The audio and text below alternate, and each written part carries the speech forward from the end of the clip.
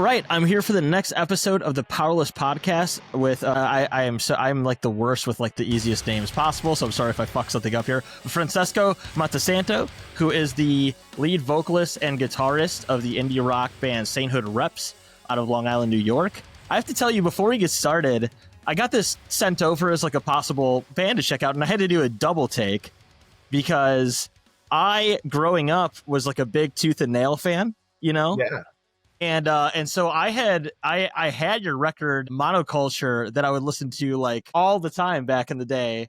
And when I saw that as a double, I wasn't like overly aware before I got sent over that this album was coming out and all this kind of stuff, that you guys were like fully back and doing things. So I was like, oh shit, this is the band I'm thinking of when I looked it up. That is so cool. So I'm happy to have you on. How are you doing today?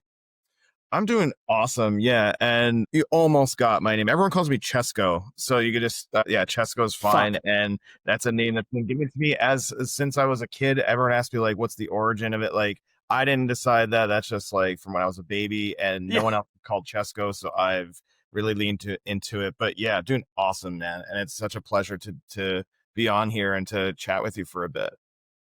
Yeah. Thanks for doing it. This is the second episode in a row where the first thing I do is mess up the vocalist I'm talking to's name. So I appreciate you also being kind on that. Not just you. It's my friends, family, job. My cousins spell my name wrong. You're used to it. Yeah.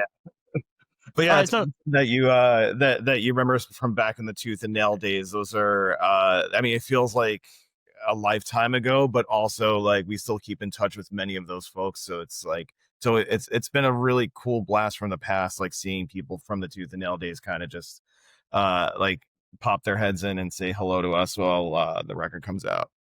yeah, I gotta tell you, it was really funny because I growing up, I grew up in it, you know, because Tooth and Nail was viewed broadly as like not everyone on it was like an overtly like Christian band, but it was viewed as like a, you know, heavier alternative Christian label. And I worked at a church camp. And the stipulation was you could only listen to, it was very strict, like you could only listen to Christian bands, right? Like while you were there, like if they saw you with your iPod and you're listening, if I was like listening to Avenged Sevenfold or something, they would like, you would get scolded. And so what was nice is there was a lot of like really cool bands that, you know, that were on Tooth and Nail that I could throw it on all the time. And your guys' band was one of them. So that was actually like where I like listened to the record over and over again. I would have anyway, because I loved it. But it was also like a circumstance where I was working at this camp for like 7 weeks in a row. And they were very hard stipulated on like what kind of music you could listen to. And since it had the Tooth and Nail moniker on it, I was allowed to listen to it, which was great. Oh, that's awesome that we were able to be like a gateway into into our music through Tooth and Nail. Yeah, they were, you know, like we weren't a Christian band by any means, but we did, you know, support. Tooth and Nail was still very supportive of us, and you know, we like part of the reason why they wanted to bring us on was like to harken back to their like early days, like with you know, bands like Me Without You and Starflyer 59, like bands like that. And I think you know, they were really excited to kind of bring back like a band that is, you know, kind of like harkens back to their old school sound. So it was like, I remember when we played a showcase with them. It was a Tooth and Nail showcase at South by Southwest in 2011, and it was just like they were like blown away by us because it was at a time where there was I don't remember like some of the other bands on there, but like we were a definitively different sounding band. They were like, holy shit, this is like a noisy band, like, and they just like they freaked out over it. They thought it was the coolest thing ever. So yeah, it was a time, man. It was awesome. No, that's really cool. And yeah, it was always a label that like in that kind of space, because like, you know, I'm not going to try to dive into like the kind of different space that like these quote unquote, you know, as you said, you know, as we're talking about here, like primarily Christian label bands are. But like Tooth and Nail, just like they weren't this label that was like sectored off into like this other world that was solely Christian bands. It was just a lot of the best heavier and alternative Christian music that could get into the mainstream also came from Tooth and Nail, you know? Yeah, exactly. There's a lot of adjacent bands. Like, I mean, I didn't even know Tooth and Nail honestly was like affiliated, like they were a Christian or like a Christian affiliated label until we had signed on, and then later they had sold off to Capital EMG, right? DMG, excuse me. But like one of my favorite bands growing up was the Juliana Theory, and I never thought of them as like a Christian band. Like Understand the Dream Is Over and Emotion Is Dead were like albums that really kind of made me love emo. And I was from like Long Island, which was the epicenter of emo in the late Oh 90s, yeah. early 2000s. But that was one of the records that really like drew me into the whole emo sound. And once like that was the first band that I like, you know, because back then you look at every band and every label, and I was like, oh, Tooth and Nail, like I want to check out other bands from Tooth and Nail. And it did like, so that's kind of where I was coming from with that. And like, so yeah, they had a legacy that's way beyond just, you know, the bands that are like like Christian bands. They have a lot of, you know, I guess kind Right. of like secular bands as well, which I thought was awesome too. That it was like a label that really, because we were doing like, you know, sound that was quite different. So it was cool that Absolutely. they were very supportive of that. Like it was not, I could very easily have seen a scenario where they're like, you have to do X, Y, and Z but they were never like, oh, you can't do this. Like everything was like, oh, we turned in our record, they loved it, and that was it. So it was cool. Yeah, yeah, they've always come off to me, and again, I'm not like an inside label guy, of course. I'm just some guy that like played in some local bands and loved music growing up, right? But it was always like if I saw a band coming from that label, especially in the era that you guys were on them, it was like I'm probably going to get at least like a really good alternative record, if not something unique, right? Like Yeah. the formative bands, you know, like yourselves, like you said, like this band that like in an era of, you know, I feel like in when you guys were signed to them like 2011 or so with this first record, there was a lot of really great bands. There was a lot of post hardcore, a lot of metalcore, a lot of like, you know, you could go to like the you know, like the more radio rock, hard rock bands they had signed. Like Thousand Foot Crutch was a big like one on the Christian end of things at the time. um and then yet they had you guys and some other bands that had like these very unique sounds that like still totally worked in like the grand scheme of the imprint of the label. And it was cool that like they didn't, you know, there was a lot of labels I feel like at that time from like the late aughts, as people say, to like the early 2010s, that it was really chasing after specific genres rather than like going, oh, this is incredible and this is unique and I want to run with it. And what's so funny to me is like I listened to that record now, or like, you know, your newest record that we're primarily here to talk about, Dull Bliss, that'll be out just next week. Yeah. You were kind of doing a sound that like the sort of emo revival ended up really globbing onto like several years later, you know. Yeah. Yeah. Like, you know, like you know, Balance and Composure, which we'll get to, which you feature on this record.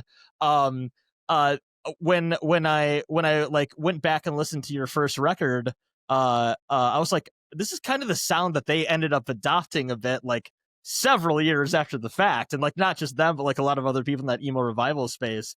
So it is cool Yeah. that like that they kind of brought that in and like kind of put it on this bigger label that knew clearly what they were doing to create like an alternative space that was unique. You know, not to Yeah. just talk about the label. Obviously, that's you guys. You guys are the people making the music. But I mean, it's cool to kind of get like, as somebody like me who like grew up in a lot of music from a label like that at the time, to get introduced to it in that way. You know? Yeah, and I mean, I think like the germination of all that is like that's when streaming really started to take off in the late 2000s, and that introduced a lot of people to a lot of different bands. So you really started to see influences take off. But yeah, we've always had that like that moniker of like your favorite band's favorite band kind of thing, where it was like Yeah. kind of onto even up till like now, you know, you look at there's like a lot of bands around now that are really leaning into this sound that combines shoegaze with like new metal, like I think it's called new gaze or grunge gaze or something like. And we were kind of like early adopters of that. Like I would never really consider us like new metal in any way, like, but Yeah. we Yeah. like, combining like shoegaze or injecting it into different areas where you didn't normally hear it, but in a Mm. kind of like coherent way, was like we were definitely like ahead of the curve with that, for better or for Uh-huh. worse. And it's part of the reason why, and that we're like kind of bringing back like why we decided to like, you know, do record 3 is mostly because like the renaissance that's happening on Long Island, but also just in general, like this sound that we like were really, you know, instrumental in helping create like several, you know, many years ago, is starting to like really take off and become more, I guess, mainstream. Like there's like Deftones, for example, Yeah, is kind of they kind of are in that world. I wouldn't really call them shoegaze, but they are like there's heavy. elements of it. Yeah. Yeah, exactly. And now they're like one of the biggest rock bands in the world. Like they're bigger than they've ever been at any point in their time, and they just put out a record that I think is their best yet. I think it's just a Uh-huh. great time for bands that are in that, like bands that grew up hardcore and punk, like going to those shows and kind of taking that ethos and putting that into what they do. It's a really great time for those bands. But yeah, it's like I think Tooth and Nail early on kind of saw that as well. They kind of saw where like, all right, these revival is absolutely coming back. People want something that's, because the 90s embodies this organic approach to music, and I think that's what they gravitated towards, not necessarily one specific sound or specific genre, but just from an aesthetic point of view. Yeah, absolutely. So yeah, it's definitely fantastic to have you on to kind of set all this up. For listeners, we're obviously here to talk primarily about Sainthood Reps comeback full length record, Dull Bliss, which you've already been alluding to a little bit. Released. It's going to be released 26th of September of this year, just in a couple of days, really. What I would like to do with you, I appreciate your time coming in and kind of hitting the ground running with all this, is kind of go back with you and talk first about the start of the band a little bit. You've kind of alluded to the influences and things like that. And then kind of like what brought the band back, which again, you've already alluded to a little bit, but we'll dive into that a little deeper. Then Yeah, if you'd like, I'd really like to break down the record. You got some cool features on here. I think it's really interesting that you come back. Your second record, if my memory serves me right, came out back in 2013. So correct. we're Yeah. talking, 12 years since the last full length. You've put out a few singles, which are all absolutely fantastic. That I'm sure have hyped it up quite a bit. But just kind of breaking down the record and breaking down the sounds, the influences, and everything in between. But to kind of kick things off for you, I always like to do this with people, especially when it's one on one, so we can kind of dig into this a little bit. Where did music kind of really become a formative force for you? Was it kind of the shoegaze initial sound of the 90s and hardcore and things of that nature? Like, what kind of first brought you into the space of being like not just a listener of what your parents were throwing on, or what was like kind of I would view as a passive listener, but really brought you into music as like a passionate thing for you, even just as a listener to kick things off? Yeah, I grew up playing drums and percussion. I remember, like, as a kid, I was obsessed with MTV, and I watched videos nonstop. I watched all the shows, and back then, you're going back to the early 90s at this point, when MTV was music television. And I remember Yeah. my first obsession was with grunge bands. Like, I know that it's like, even as a little kid, I remember seeing Dinosaur Jr. videos. I remember seeing Depeche Mode as like one of their videos. I remember seeing Slayer videos. Like, so that, and obviously like Metallica was a huge influence for me too. One of the first album I ever bought was Injustice for All. My mom let me buy it because it didn't have a parental advisory sticker on it, so no Yeah. cursing. So she's like, okay, you could buy. I was like 7 or 8 years old, and I immediately like would put it on and played it nonstop and just like would air drum to it. And that's kind of what got me into drums. When it was time like to join the school band, my parents were like, we're not paying for a saxophone for you, that's too expensive, but we'll go down to Music Land on Wellwood Avenue in Lindenhurst, and in Lindenhurst, Long Island, and we'll buy you a drum pad because it's like $15. So we did Right. that. That's what changed everything. And then in high school, I was always into like same bands. Like then I got more into hip hop. But then once I got into high school, I started going to shows, and that's when everything changed. I started getting into hardcore and punk, but also like all these different genres of music. I was in like a hip hop band. I was in like a ska band. I was like, I wanted to play everything. Any band that needed a drummer, I was like, I'm your guy. So that's kind of what kicked it off. And then as far as like, the like through line to where Sainthood started was like right outside of high school. I started working at a record store, and I started, obviously like, going to shows and stuff, but then I started to get more into like shoegaze. I put on My Bloody Valentine's Loveless, and that changed everything. Like the first note of that, there's the drum fill and then the screeching guitars, and that was it. I was like, I need to play guitar like this. I want to pick up a guitar. I want to make noise like this. And from there, like Derek and I had grown up in the same town. We were never in a band. Well, we were in a band together actually, but we had always been playing different styles of music. But we finally were like, let's play the style of music that we actually listen to. Like, let's play our, like, we love shoegaze, we love post rock. Like Mogwai is one of our favorite bands. Let's kind of incorporate all that together. So we just started playing, and eventually what came out of it was this band that was like, all right, we're going to do some instrumental post rock, but we're also going to do like more traditional indie songs. And then this is like 2008 ish, 2009. And around that time, we decided like, all right, yeah, like, we see like what like a lot of bands are doing as far as like 90s revival. And, then we started getting more into like the old, like, go-kart records bands and like Touch and Go and stuff, and like Shellac or Jesus Lizard, or just kind of taken off from there. And that's really like, once we kind of incorporated all those influences together and brought on the rest of the band, that's like kind of how it started. And it's pretty much continued for 15 years at this point. Like how like we just, the music that we're making is such a reflection of what we're into and what we're inspired by at that given moment. It's never really like, oh, well, we are this band, so we have to do this. We have to do this style. We have to make sure there's grunge in this song. Or we have to make sure like Right. song's loud. Oh, there's no breakdown in the song, or there's no like reverb, like there's no rules or anything like that. It's kind of continued throughout the life cycle of the band. Yeah, that's something I've always really liked about your band, that, obviously the previous releases on this record as well, is that it all sounds like you, right? It all sounds like your band because it's you guys, right? It's primarily been, for the most part, the entire band from the get, which is really cool that you're able to come back with all your remaining members for the most part from the get-go to do this kind of return release. And it's just one of those things that's like what anybody now, I think this is something that's more prevalent now than when you guys were around, and with your other records in 2011 and 2013, which more bands now in general are encompassing whatever the fuck they want, right? Like, Yeah. you'll have a band do a little bit of shoegaze, and then there'll be like a lo-fi beat in the next little bit of the song, or there'll be a breakdown, and then it'll go into like an emo rock ballad, or whatever the case may be. Like, and your band was kind of doing that to varying degrees way prior to that, where like, I think when you guys were coming up, there was this scene for you guys. You guys fit into like a lot of live music spaces with all the different songs that you had in your catalog. But now it's so much engrossed of like multi-genre is the way to go, because very little people are like listening to a singular genre of music. Why would musicians make a singular genre of music, right? Like, 100%, it just feels so much more prevalent that way now. You know what I mean?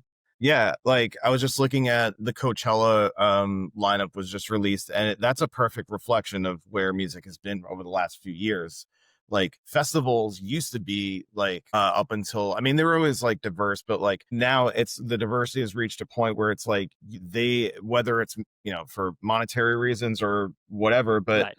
these festivals, it's like you have hardcore bands with pop acts, with R&B, with like EDM, with deep house, with techno, like everything is kind of incorporated. And I think that's a reflection of kind of like what you said. I think people are, diversifying their tastes a lot more. Like, yeah, you still have people that are very much like, that are very myopic with the scenes that they belong to. Like, yeah, the Coachella lineup, it's like you have Turnstile, but you also have Justin Bieber, you have like and everything in between.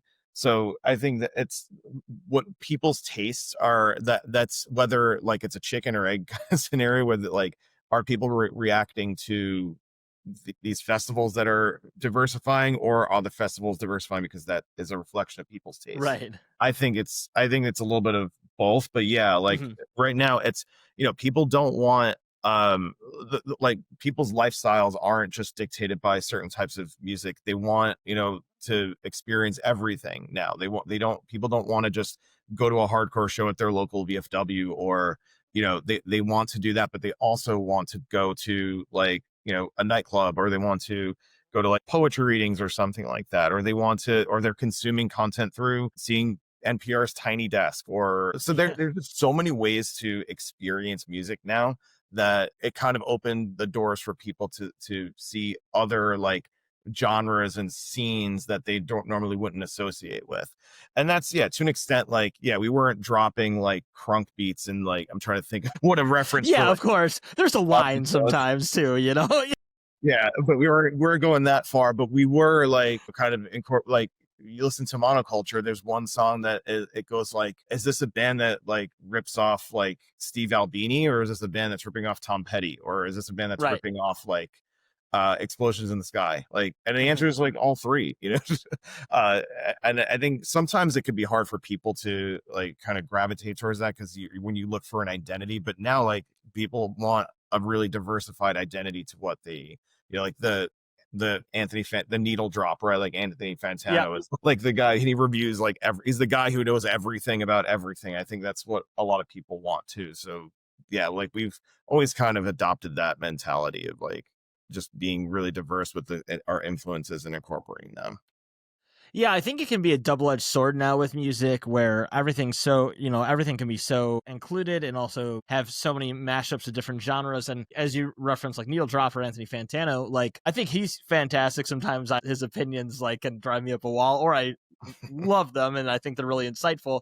But I think there can be this double-edged sword now of like where, and I'm doing this as I'm doing a podcast with you about your music, where music has also become somewhat of like this consumption that people do of like content, right? Like where it's not just about the songs, it's about music commentary, it's about, what your favorite, social personality thinks of a given song, and people will watch Yeah. that before they listen to it themselves and all this kind of stuff, to varying degrees of like just the online era we're in.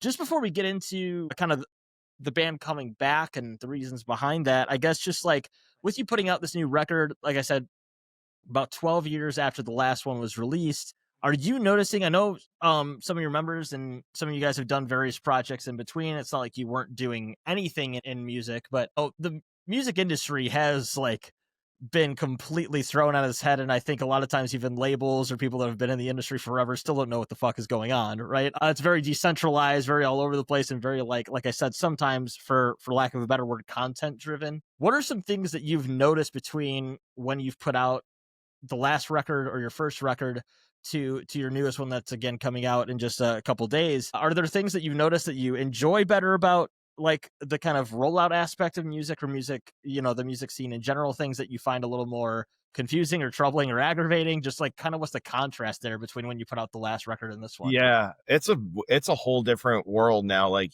content is what the keyword. Like, so back in 2013, like a big reason why we stopped doing what we were doing, or at least like put it on the back burner so that we can do, other things, like, other projects or like family stuff or career, whatever.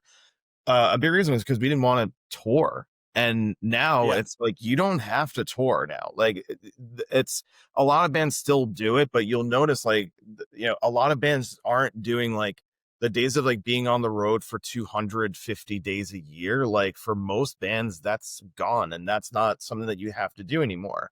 The way you can keep people's attention and, elicit engagement through social media, through, now there's like TikTok trends that you can do, but there's just so many different ways to monetize music.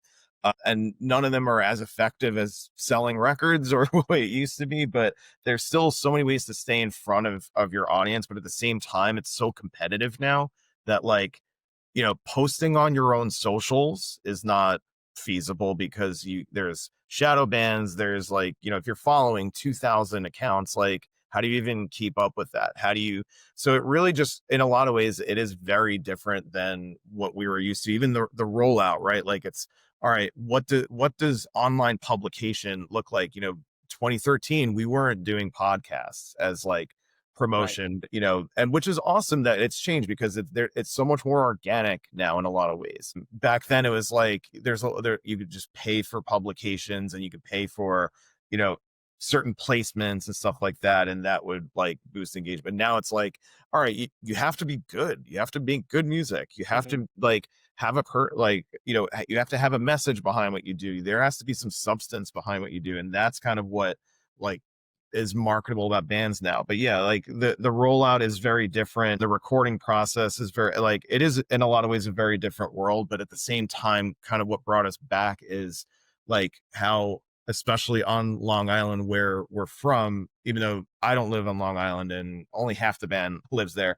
there's just this renaissance of things coming back to like what they used to be. I think the Long Island scene is the healthiest that it's been in a very long time. Like in the late 90s and early 2000s, like any given weekend you can go see Taking Back Sunday, and then the next week you could see Brand New, and then you could see Bayside or Movie Life or Glassjaw, or even like regional bands. You could see like Saves the Day or My Chemical Romance or like Fall Out Boy, which are like, it was always just like, it was like the epicenter. And right now I think it's even better than that. Like there's venues opening up, people are more excited about music than ever before. So in a lot of ways, like whether that was a reaction to how the music scene has changed, or it's just something that happened naturally as like a couple of bands just happened to hit at the right time. Yeah, it's, so it is in a lot of ways very different, but there are a lot of similarities, and in a lot of ways, like it is returning to kind of what we romanticized about it. It wasn't just like, all right, streaming numbers and all that stuff. Now it's like, you know, people are looking for something to do. Whether COVID changed that or not, I'm not sure, but yeah, in a lot of ways, it was like a whole different rollout to what we were anticipating. But yeah, it's exciting because it is changing so much. Like even like next year, like this time next year, it'll probably be much different. So Yeah, I think it's one of those things that feels like such a double-edged sword, right? Like what you were saying is like you have all these different more organic ways to reach an audience, to capture an audience, to, you know, whether it's through socials or just like we were talking about earlier, like different eclectic music or having like an individuality, like an individual fingerprint there. But also everyone's able to release music so much easier to where it's like it's great that you can put things out whatever you want, but then the problem is everyone can put things out whenever they want, and it can be so saturated as well, right? So there's always like these different struggles, but at the end of the day, I think it's in some ways become a little more meritocratic in a way, where like, you know, at the end of the day, I've always viewed it, whether it was back when you guys were first releasing music and I was in college, or now, that like a good song and good songwriting is the key. Like you can do different marketing, you can do different schemes, you can do different, like you said, like trying to, like at the time, I'm sure like paying for different, or like at the time there were so many times where you do like some sort of written interview and they'd cut it down to like one page or whatever the yeah, case may be, or podcast now, whatever the case may be. But if the music doesn't like pull people in and you're only able to keep people's attention for 30 seconds on like a TikTok or Instagram reel or whatever, it's not going to matter if the song's not good, right? So at the end of the day, it's still down to like, is the songwriting good? Is this band doing something original? Are they saying something that connects with me? And all the things that like we all, whether you're just like some amateur at home musician like myself or someone that's done a couple of records like you through different record labels over the years and things like that, no, we can all like really hone in on like what music's really about, which I think is a cool thing. I mean, of course, like there's always, like I said, there's drawbacks to the socials aspect, but it is cool that like in a way now, because of how things are as a band, that you said part of it was you didn't really want to tour all over the place and, you know, break your back, and it's not as glamorous as I think a lot of music listeners think it is still to this day. yep. That a band can still find a way to come back and do it their own way, right? Like that's a unique thing that I think if you tried to come back in 2017, you might have still been facing a similar wall of like what you didn't like about it in the first place, right? So is that like essentially, like we were going to get into that a little bit, is that mostly, again, I know some things can be personal, I'm not trying to ask for anything, you know, any of those sort of details, but like was All that good. the crux of it, that you guys were like, I just honestly don't like touring, like I'm not about it, I'm not really a big fan of it, and I'm not like enjoying this the way I thought maybe I would when you first start a band and you think of like getting in the van and going across the country, that type of thing? Yeah, I think it's all, you know, we're older now. Some of us have families, like own businesses, like we have other projects that we're doing, and some of you know, some of us still do touring. But I think with our band, we kind of realize like just the grind of it, it's not off the table. I'll say that. It's not like, oh well, we Yeah. just will not do any touring. Like we've been offered tours, and if it ever makes sense, we're 100% going to like try and make it happen, but it's not like the top priority for us. Yeah. And part of the reason why we're like, all right, we don't feel pressure to do it. Like back in, early 2010s, there was a lot of pressure to tour. There was like, when's our next tour happening? And it was such a point and source of stress for a band, like was finding that next tour and like not getting on the right tour and just taking like, all right, do we just take this tour and just to kind of hold us over? Fortunately, we've always kind of like done really great tours. We never really took anything that I am actually like hard pressed to think of a tour that wasn't like really fucking awesome for us. But at the same time, like we don't want to be in a position where we have to like kind of take just whatever is offered to us. We'd rather just do it on our own terms. And like we've been talking about, like the way people consume content and media, like, and that includes music and bands and stuff, is like you can accomplish just as much by making sure that you're showing up on people's social media feeds as you would showing up in their town. Like, do I want to go to Pittsburgh on a Wednesday night? Wouldn't I rather just like create some videos and like hope that like, the dozens or however many people would show up to a show would like, all right, they're kind of getting something from us. And then like you can build demand there. But yeah, like just being more digitally present, like, and kind of go back to your other question of like what's changed is like, before it was just a given that you would do a music video, but now it's like, do we even bother doing like a 3 to 4 minute video? Shouldn't we be doing like short reels? Should we be doing like verticalized video? All these things that like, it just sounds like business speak and corporate speak for like for media. That's like all stuff that's changed. But yeah, as far as touring, like we have like ambitions, like certain ambitions of doing certain tours, but it's really just more like it's got to be what makes sense for us. So it wasn't really like the focal point for us. For us, there's a lot of other reasons why we're like, all right, we are going to put out a record and like, kind of go through the life cycle there. So.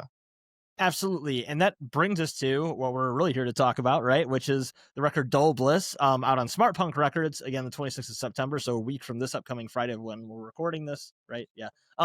And first and foremost, I got to say, I think I said this a little bit earlier, really, really great record. The singles you put out so far, 2 of which feature some of the guests you have on, which are both, like I said earlier, Balance and Composure, which is formative as hell for me. That's like a band that I've loved for such a long time. It's really well with your music, I think, as well. And Stand Still. I kind of want to get into a little bit of the background. You said a little bit already, but like what brought you guys together to decide to do this record and kind of come back full tilt as a band, as you said, on your own terms? And then we can kind of get into the songwriting process and the lyrics and the kind of, vision for this record. Yeah. So we always were like in touch with one another. I think once like 2014 rolled around, like 2015, we were all doing different projects and like like whether that was different bands or like going back to school or whatever, we kind of just like reprioritized. But we always were like, either taking shows or like trading demos or like jamming to some capacity, and then it would like fizzle out or then whatever. But we always kind of were like ready to do something at some point when it felt right. It was never like there was nothing forced. But so like in 2016, 2017, we're like, let's just record some songs. Like we have a couple of songs that we really like. Let's just put them out. So we put out, 3 singles. And the plan was to like just start writing and see what happens from there. Then COVID happens and we are like kind of like everyone else just trying to figure out, okay, like where does that leave us as a band and like recording and stuff. And that kind of just like, I think a lot of people felt this way too. Like it kind of motivated us a little bit, like, going, having like COVID restrictions and like venues closing down and stuff like that. It kind of made us realize like once it did come back, once restrictions eased, we're like, wow, we kind of saw like what it's like to not be playing and like we really miss it. So that kind of lit a fire under us for sure. And like I mentioned Long Island too, like that was also like seeing all the stuff going on around us with our peers and our friends and like how exciting it was to be part of that scene. That was also like we're watching that and we're seeing bands that are not only just doing that but doing a sound that we like were doing a while ago and are recognized for. Like, it's also like we were just always getting offers for tours. Oh, like no one really ever like forgot about us from like a business standpoint or like, you know, a collaborative standpoint. People were always like on somebody's radar at any point. So once COVID like restrictions eased, we started jamming a little bit more, and we had all just started trading songs, and it just made sense. Like everyone was just at right place, right time. And unfortunately, because we have a lot of other things going on, like the recording process took a little bit longer than we would have liked to it. So, you know, if we were a band that was like, we're going to just fucking rent out a month in the studio and like knock out 10, 12, 15 songs, like the record probably would have been done like a year and a half ago, 2 years ago, but we took our time, and that has its ups and downs, but we always enjoyed playing with one another. I think also like the space in between the records really gave us the opportunity to find ourselves musically again. And, you know, like Derek, for example, did his own like solo project called Gristmill, where he incorporated a lot of other sounds that he normally wasn't including in Sainthood, or like he really branched out into more indie pop, more electronic stuff. Like I was doing side projects that ranged from like indie shoegaze, like a band that was in Brooklyn called Wheat Hounds that was like playing like all local venues and stuff. And so I got to do, and once like that was, we all came in with like a much more fresh perspective without the constraints of like, we have to tour, we have to do X, Y, and Z. Once those were removed, it made the band so much more fun. And that's really like all it comes down to, is like we started having fun with the band again, and it manifested itself in the record. I love that. I love that it ends up being, it's like, we're gonna, as we've said a few times on this already, we're gonna do it on our terms. We're gonna do it because we enjoy it, and that's like why we're doing this. Like, and that's the crux of it. Like, we don't have to do this. There's no contractual obligations from the start necessarily and things of that nature. It's just, I want to get back to doing this project with these same people again. Yeah. And you can feel that in the record. The record, you know, again, like I said, it feels like a very like it makes sense from like your previous, with the span of time and everything in between. It feels very cohesive, you know, and all that kind of stuff, and with a little bit of elements of what you're alluding to there as well with your other projects you were doing. I gotta ask too, because, you know, you take a long time, you know, you do a few of these singles, as you mentioned, you know, leading up to, I think most of them, at least on Spotify, were released in 2019. COVID hits, you do this record, you know, this is the first full-length record since 2013, you know, as I've said several times on here already. Has the songwriting process changed for you guys? What's the songwriting process like? Was it that you were able to do a lot more stuff at home through kind of like recording in your own DAWs at home, or are you still kind of jamming in a room? Kind of like, you know, I'm nerdy about this stuff, so go as specific as you want. Like, what's kind of like the songwriting process for Sainthood Reps on this newest record? Yeah, for the first two records, it was very much like I would write a song and I'd bring it to the rest of the band, and Derek would write a song, he'd bring it to the rest of the band, and then they would learn it and offer their input, but we would mostly leave it up to like whoever's producing the record to kind of change the arrangement and that sort of stuff. Mostly just because like I was very singer songwriter driven. I was not really like a jam kind of guitarist. But that changed for this record. So we did it in many different ways. We got in a room and jammed a bunch of times, and like, you know, hashed out some old songs. And like there were some times where we were like, all right, we're going to focus on this one song and just play it 2 or 3 different ways. We did have some examples of songs where like it was a fully flushed out song, and I brought it to the rest of the band. The rest of the band's like, perfect, that's awesome, no need to change it. So it kind of took shape in a lot of different ways. You know, there was a lot of jamming involved. Sometimes it's like one of us would get a new pedal, and we would like, I want to incorporate this sound. It makes like, we have one song towards the end of the record called, actually forgetting the title of it. The working title is Salt. You're a musician, you know, it's like when you have the working titles are what you know. Yes, absolutely. Like, what did I want? Is it Quinoa Valley Recording Company? No, does it have to be that one? One after that. Take It Easy on Me. Take It Easy on Me. Yeah. Yeah. Yeah, that's what's the if you don't mind me asking, unless it's some inside joke that's totally inappropriate, what's the working title? The working title was Salt. Oh, right, you said that already. Sorry. But Salt, a lot of my working titles are just like what I was eating at that point, and I was eating salt and vinegar chips. So that was the working title, Salt. But that song had like, Derek does a really fucking awesome lead on that song, and that kind of like opened up the doors to what that song could be. Like he has a really cool pedal that it's sort of like I think it's called the Loomer pedal. It's basically it's a combination fuzz and echo reverb, but the way the pedal works, it almost sounds like it puts, like, this might be getting too in the weeds. I know you gave me creative license. No, you go for it. I found the pedal already. Yeah, no, you're good. It sounds like if you put a reverb first and then a distortion after that, like it sounds like it's distorting the reverb versus reverberating the distortion, if that makes sense. Yeah, that does make sense. That's really cool. And it gets like a really short release time, but it's almost like a gated reverb on the guitar, and super shoegaze.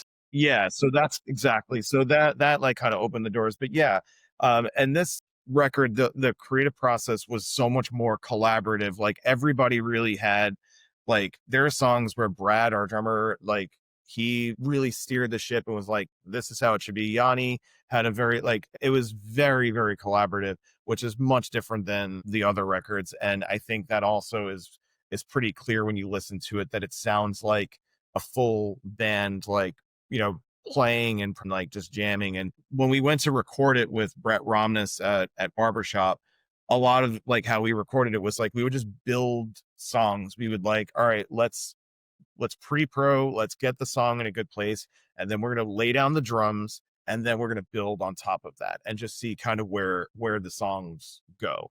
So like I said before, it took us a long time to record it, and that's a blessing and a curse. Like if we're the type of band that really likes to sit with songs, and like we really like to have a lot of mixes and a lot of different versions, and we really love to like tinker with structures and arrangements and stuff. So that was a really big part of it as well. And as far as like the types of songs that we wrote, it was like Derek is doing lead vocals on half the record, and his songs gravitate more towards, if you listen to his solo stuff with Gristmill, you could hear a very clear through line from that. Whereas the songs that I created are just like, I wanted to do like heavier, like, lean into like the heavier side of Sainthood, and he kind of leaned into the more like vibey side of Sainthood. Yeah. And we kind of just really played off of one another with those two vibes. Like on the first two records, I think what we would do is like incorporate those two elements into each individual song. Each individual song would have its like vibey part, and then we get loud and then quiet. Whereas this record, it's very much like there's loud songs and then there's quiet songs and then like everything in between. So the way it came about organically was just really fun. Yeah, this record is definitely like, if there's a word I could use, a singular word, it's dynamic. Like it's very, like your music has always been, like you said, but like from song to song, I mean, it ebbs and flows very, very well, and the songs go together very cohesively. It's not like abrupt, like, like my playlists I listen to where it's like a, metalcore and then a lo-fi song or something right after the fact or something. But like that totally makes sense that you're kind of pulling from these different influences, including a lot more collaborative element of your different voices and everything in between. And that's just really cool that you're able to kind of pull this all together, which, and again, in a way, it still totally fits with like if you're playing a show, doing these songs and doing the songs from your previous releases from back in the day, like it all fits together really well in your sound. I do want to ask a little bit before we kind of get over to the overarching, maybe lyrical elements of the songs and things of that nature. From what I can gather, I don't know if there's other features as well, but we have Stand Still and Balance and Composure. Are those the two features you have on the record overall? Yeah, we had a couple of people that we had in mind that to do features on it, who are all really awesome and would have been great, but just didn't quite pan out. But that was another thing that we were really conscious of, like with this record, especially like this is another way that like music has changed. It is much more collaborative. We never really had anybody else like do a guest on any of our songs, but this record we're like, let's get some people on there. So yeah, we did have some plans, but it doesn't always work out. Yeah, absolutely. Well, the features are really cool and fit really, really well with the songs, which is obviously what you want first and foremost, for it to be, an addition to and not like a contrast of your sound. The Balance and Composure one I was especially interested in because while they didn't take as long of a break as you guys did, they quote broke up, shortly after their album in 2016. I'm blanking on the name of it, but they came. Yeah. Like we made. Yeah, I literally looked at it right before we came on here. My memory's horrible. they took some time off. They had done a little bit of releases and live releases, kind of throwing that content out there that you still have and things of that nature after they broke up. Then they did a full length in 2024. So, very much not the exact same, but in the vein of like coming back because they wanted to and coming back in a force with like a really great record in 2024.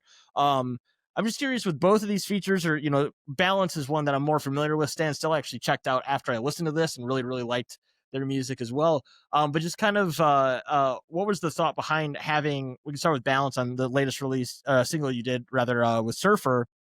What was the idea between having them on? Was it just like you knew this, you like this band, think they mesh well? Or just what was your approaches to the guest features on this record? Yeah, so with Balance, we've been friends with them for a very long, basically like since the beginning. Like they played one of their first shows ever since like 2009.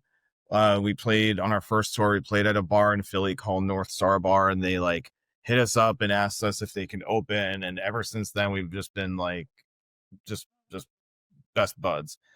We've toured together. We played together a bunch of times. Like, they're just musical companions for us. And we have a lot of the same influences. And especially Derek, Derek and John and Eric would always like, kind of bounce ideas off of each other. And it just kind of made sense that like at some point we would kind of do a song together. So we had that song in the works for a while. And we're like, John, especially like when you listen to John's like solo stuff and where Balance kind of ended up with Light We Made, and even with like the new record, or the newer record I should say, came out last year. That song just made total sense. Gave them like creative license to do whatever they wanted on guitar. Like John, like some vocalists will write the part for the guest vocalist and say like, here's your part. John like wrote everything that he did. Eric wrote everything that he did on guitar. So it just made sense. They're one of our closest like musical companions, like as a band. Like we've always been such huge fans of them and vice versa. So it just like at some point we knew it was gonna happen that we would do a song together. As far as Stand Still, they're one of the newer bands from Long Island that we saw. They're from our hometown of Lindenhurst, or at least some of them are from Lindenhurst, New York. A bunch of them work with Brad, who is our drummer. He works at a venue on Long Island called the Paramount. He does monitors and sometimes does front of house. But they're a band that we've kind of become close with. Jerry, the singer, is somebody that I've always had such a like immense respect for. He is like, as a hardcore band, they bring it like, they can rock like a VFW like it's 1995, right? Like, and just hundreds of kids just going crazy. But Jerry is also very into jazz, and he's has his own like, he DJs and he does like electronic, like real like chill wave or like lo-fi type stuff. He just kind of does everything. And same sort of deal where I was like, hey Jerry, I hear you on this part right here. Like, can you like, I want you to just take it and run with it. Here are the lyrics of the song. Like, I want to hear your interpretation of it. I thought like it was going to sound one way, and then he did it a complete other way. And it was just like, as we're watching him in the studio record, I'm like, fuck, this is awesome. So like, that's kind of what the effect that we were looking for. Like with both of these cameos, it was very much like blown away. Like we were just in the studio, like geeking out so hard of like what they're doing. Like, I can't believe how awesome they just meshed with our songs and just took it and made it their own. So we knew we wanted to incorporate a mix of like bands or artists that we've been close with forever. We wanted to bring in like a new artist, or like a band that we have just become close with.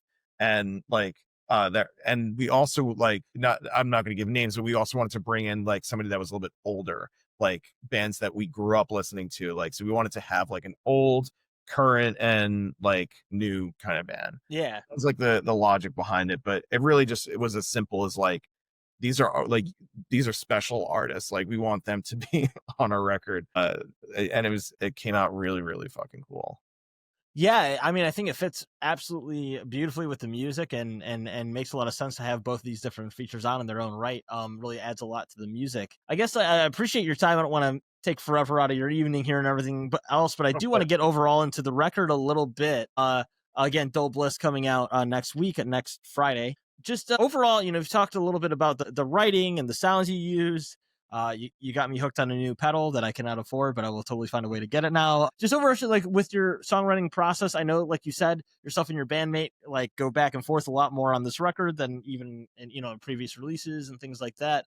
But is there were there a lot of different? I won't make you do a track by track, obviously, but like are there things that you talked about explicitly on the record? What were the influences lyrically? Just kind of speak to that element of it. That's something I really like to dive into is lyrics with bands. I think it's something, especially as singers, a lot of times we can really hone in on different things, whether it's personal stuff or worldview stuff or social commentary, whatever the case may be. What were kind of the influences lyrically for this record? Yeah, I as much as I tried to, I wanted to steer away from like really depressing lyrics, because that's where a lot of the Reps lyrics have always been on the depressing side. It's just not going to happen. I'm an emo kid that grew up on Long Island. Like it comes with the territory, right? Yeah, like you can take the kid out of Lindenhurst, but so a lot of it is like on the darker side, I would say. But I will add that we tried to make it so that the lyrics at the very least are intermixed with songs that are a little bit more on the upbeat side than we've normally done. When it comes to lyrics, I usually just try to be as honest as possible, and like a lot of it is very much like autobiographical. Like I can't speak 100% to Derek's lyrics on his songs, but he's also pretty deliberate with his lyrics too. It's like he tends to be pretty straightforward with his narratives. But yeah, like the overarching theme of Dull Bliss is like kind of what drove, actually it was the other way around. The lyrics kind of drove the idea of Dull Bliss. So whether that was through like my stints with drugs in the past, or with like relationships failing, or there's obviously a lot of themes of like mourning and death, and like it's dark stuff, I know. Stories. The idea of like mental illness and things like that. It's really just exploring those ideas of like, what does it feel like to be in this sort of state of dull bliss, where it's like you think of bliss and it's like, all right, am I just running around in a field, like it's raining, I'm throwing my shirt off and I'm just frolicking around because I'm so fucking happy? Or can bliss be something like where you're just like tucked away in a corner, just like in a drunken, drugged out stupor? And the answer is that it could be both, but also it could be like coming to grips with like just normalcy, or coming to grips with everyday reality. So for example, like Take It Easy on Me, that song is about what does it feel like to die? Like what is it, what is, if you're laying on your deathbed, what are you thinking about, and what are you regretting? What are you like, knowing that you're just facing eternity at that point?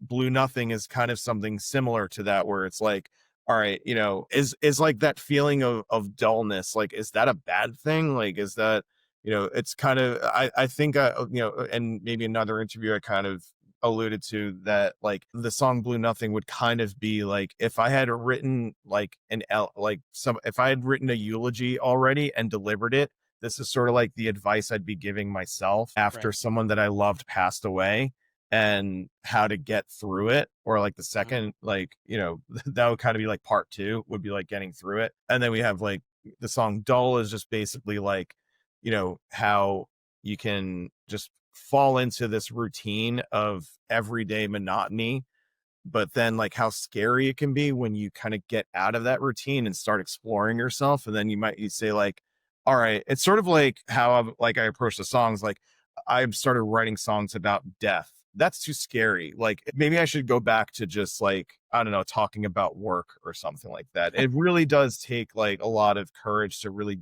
dive into the like what makes you tick and stuff like that. So there's a lot of themes of anxiety. Like that's what Dizzy is about. It's just Dizzy. Ironically, it's like, it's going to sound stupid saying this because we've been talking for 56 minutes and 35 seconds at this point already. But when I talk, a lot of times when I talk to people, I'm so stupid, and the wrong thing comes out all that, like whether it's like with work or meeting new people, I'm always thinking like, wow, I really just sound like such a moron.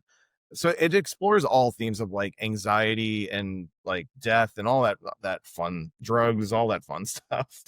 Yeah, I mean, it sounds, it sounds like it's really about the human condition and lived experience, which is, I think, what people want first and foremost out of a record, right? Like, I'm sure yourself as, something I really like from some bands. Sometimes it'll be like a critique of the world or different things like that, and like all that stuff's great. But like when you boil down what music is, it's like a reflection of yourself and like kind of like conveying of your inner thoughts, how you're, it could be how you're feeling that given day. Like you said, like dull, that's like a perfect encapsulation of how probably somebody sitting in their car after a long day of like a monotonous work day, like that could be the most like effective way to deliver that kind of feeling, right? Not So it's always everything in bad, not between. always a bad thing.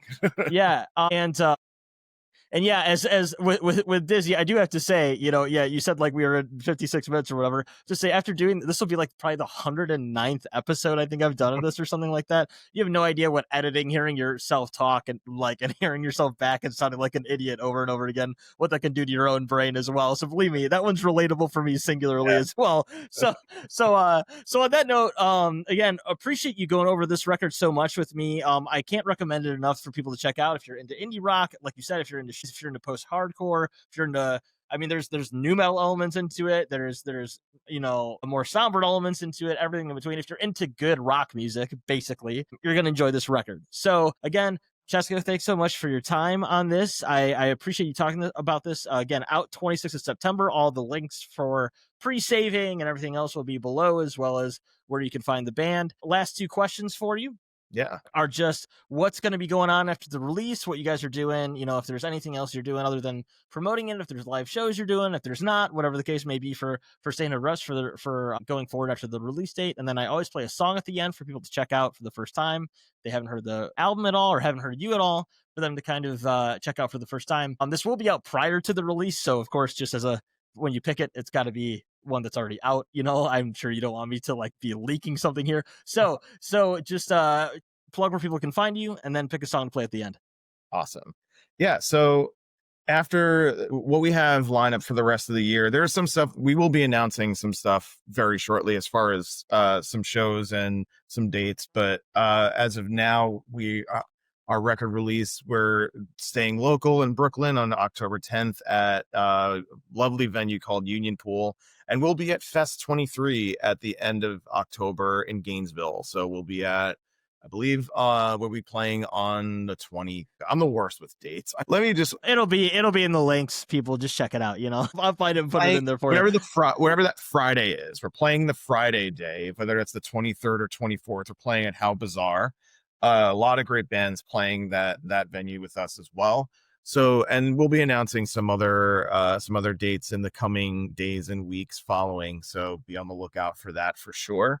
We keep it simple, man. Just find us on Instagram.